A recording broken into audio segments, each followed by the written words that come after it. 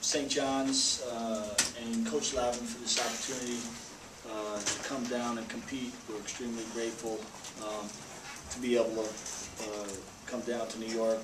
It's, based upon the history, it's a little long overdue. I think the last time the two programs played was 1925-26 season. Hard to believe, but we're grateful to have the opportunity to come down and compete. I thought it was an inspired basketball game. Obviously when you make shots, things look a lot better, and Joel here made a ton of shots today, and some big ones, exactly when we needed them. I was pleased with our effort on the backboard, and we really went in trying to concentrate on lowering our turnovers. Past few games, we've really pitched the ball around a little bit too much for my liking, but today I thought we took better care of the basketball and we shared it better on the offensive end, so our ball handling improved. I think we're still trying to stay out of foul trouble. That was a concern of ours, and I thought St. John's, with their ability to penetrate and get into the lane, really put some pressure on our defense. Lindsey's terrific with the ball. He's very hard to keep out of the lane, and he generated a lot of offense that way by get his team to the foul line, and you got to tip your hat to him. But it was a competitive game, and we were very fortunate to come away with the victory this afternoon. Joel, you finally got involved, something you haven't been able to do so far this season. What was different about today that really got you going? Man, it's just that I wasn't able to get involved in the first couple games, and Coach Coen and me talked, and he just told me to keep my head up, and I practiced over the summer hard, so it was just coming. He told me just calm down and it'll come to me, so I just calmed down, depending on my teammates, and just knocked down shots tonight. As you prepared for this game, did you think it was notable that St. John's was giving up, 8 or 9 or 10 3-pointers a game? No, sir. We knew that the weak spots were the corner and things of that nature, but they're a great defensive team. I just was at the right place at the right time, so that was good for me. So. Were you thinking big game even before this? Even before the I knew they were a young team, but they're a great team, and St. John's recruited good players, and we knew it was going to be a tough one, but we stuck it out. So. Well, Joel's our primary three-point threat, and we know we're going to face a lot of zone today, and we're hoping that we'd be able to get him loose for a couple of early looks, and I think he made the first 3 of the game, and I thought that was really going to set the tone for him. He's the other thing we talked about was him getting more involved in the game, and I see he got 10 rebounds here. So when you're more involved in the game, somehow you forget about scoring. Scoring just comes as a byproduct of that, and the more he can do that, the better off we're going to be. When St. John, you guys maybe put together your best stretch of ball in the second half, right after St. John's got like a lead, 43-42 or so. At that moment, what is your mindset? What are you guys saying to each other after St. John's has trailed all this time and finally gets a lead?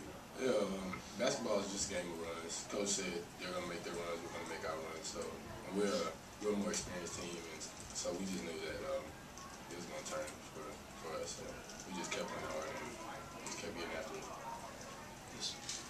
Coach, how were you able to control the tempo of the game in the second half? Well, that was big for us. We certainly didn't want to get in an up-and-down game with their speed and quickness and athleticism. So we wanted to get the game a little bit slower, and I think our zone helped us with that. They had to take a little bit of time attacking the zone, and I think that kept the pace where we like it, and that was helpful. And then I think we did a good job on the backboards, so we kind of limited them on one-and-done type situations, and then we were pretty patient on our end as well. So, but we were fearful going into the game of getting going at a quicker pace. It was something we consciously, talked about and made sure our guys understood. Defensively, you guys went with a zone defense. Not something we saw a lot of in the first 3 games. What was the mindset behind switching it up from man-to-man to zone? Tempo. we just wanted to kind of slow the pace of the game and make sure, and also it was hopefully designed that we wouldn't get in foul trouble. That didn't go all that well in the first half, but we thought that we would be better served with a slower tempo, and if we could limit their trips to the foul line, and so we thought zone was the best way to do that. That second media timeout, you had 6 fouls already. What did you tell your team then and then again at the halftime break? I thought we would just, sometimes that initial rush of the game, it's such an adrenaline rush, especially playing such a tradition-rich program. You're almost so excited you're flat.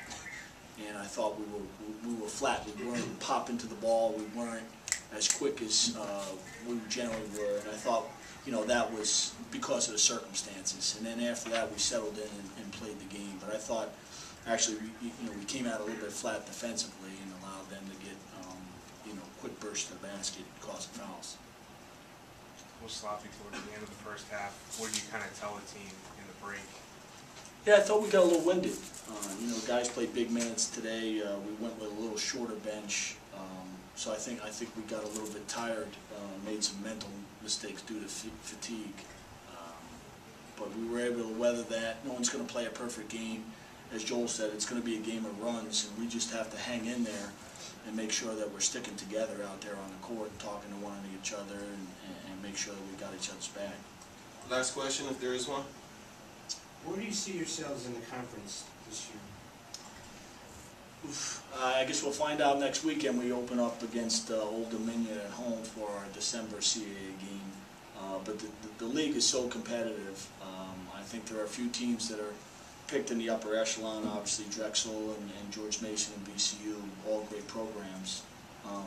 What we're trying to do is go out and challenge ourselves against the best in the country, and St. John's being that, and trying to prepare ourselves for our CAA conference play. And we thought today was great preparation for that challenge.